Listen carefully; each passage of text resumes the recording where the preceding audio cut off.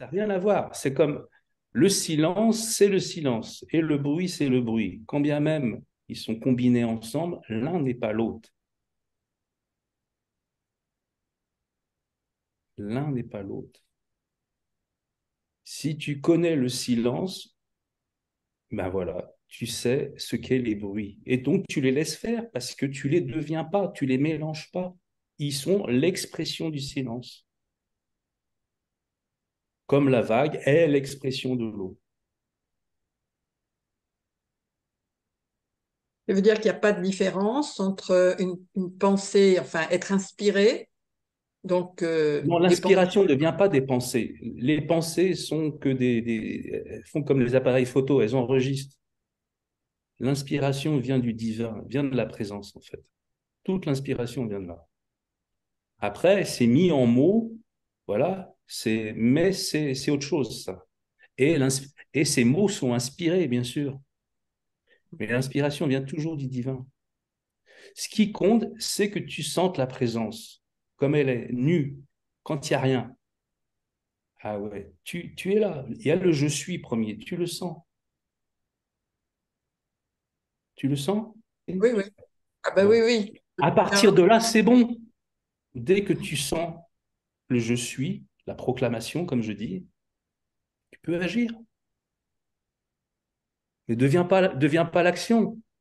Soit, soit la proclamation qui devient action. C'est pas pareil. Soit l'eau qui prend la forme des vagues. Comme ça, dans la vague, tu es toujours de l'eau. Sinon, tu crois que la vague est autre chose que l'eau. Voire même, elle est ton ennemi. Hmm, ok, Voilà.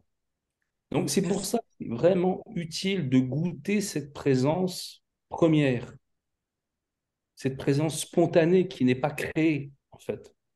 Elle est là, de toute façon. Quoi que vous fassiez, elle est là. Mais on est tellement, nous, affairés qu'on n'arrive même plus à la distinguer. Elle est toujours enveloppée de nos pensées, de nos définitions. Voilà. On n'arrive pas à la laisser seule, nue. On a beaucoup de mal à ça. Une fois qu'on a identifié comment elle est nue, alors tout va bien. On peut l'habiller, on peut la déshabiller. On sait que la nudité est toujours là, en quelque sorte. C'est très exigeant parce que ça demande d'être ouvert, en fait. Fondamentalement, il faut être ouvert. Si on n'est pas ouvert, on ne peut pas. Hmm. Mais c'est pas parce qu'on agit ou qu'on parle qu'on perd l'ouverture. Attention, ça c'est l'esprit. L'esprit est ouvert. On est d'accord? Et l'esprit est ouvert que si on est d'accord, faut qu'il soit ouvert. Si vous êtes d'accord, il va rester ouvert.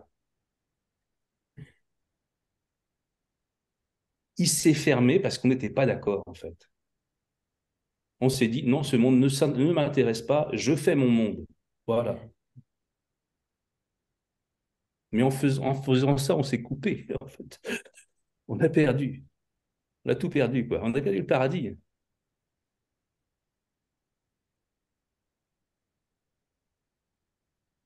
C'est pour ça que c'est pas facile de revenir dans le paradis, vous voyez? Cette ouverture nous fout la trouille. Elle fout la trouille surtout à tout ce qu'on a mis à la place. Notre monde, entre guillemets. Et il n'existe pas. C'est un rêve. Regardez, il n'y a rien là. C'est une idée depuis le début. Il n'y a rien. Absolument rien. Il n'y a que de la présence. C'est pour ça que vous pouvez agir, penser comme vous voulez. Fondamentalement, il n'y a que de la présence. Aucune pensée, aucune action la remplace.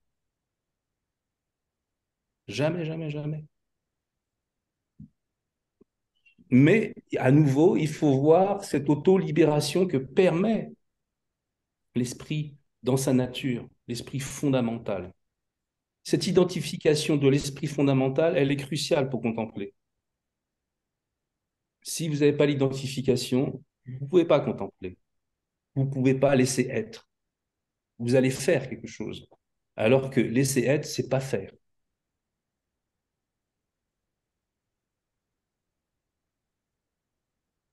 Au début, on fait et après, on apprend qu'il n'y a pas besoin de faire, en fait. C'est comme pour le silence. On nous a dit faites le silence. Mais c'est stupide. Le silence se fait de lui-même.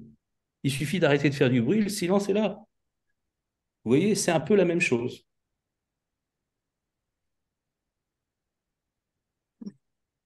La source est première de toute façon. Donc, laissez-la vous rejoindre.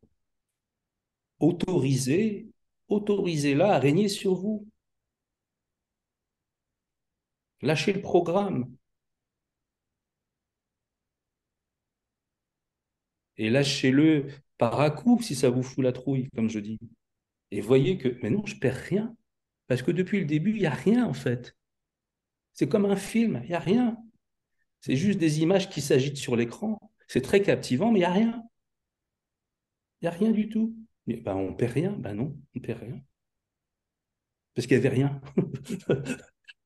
Perdre une illusion, c'est compliqué parce qu'il n'y a rien fondamentalement. Et pourtant, on dit bien ça. Donc, ça veut dire qu'on la chosifie quand même, cette illusion. Bien qu'il n'y ait rien, on en fait quelque chose. C'est pour ça que c'est compliqué de se libérer. Parce qu'on chosifie, je ne sais pas comment dire ça. On cristallise, on arrive à cristalliser quelque chose d'inexistant.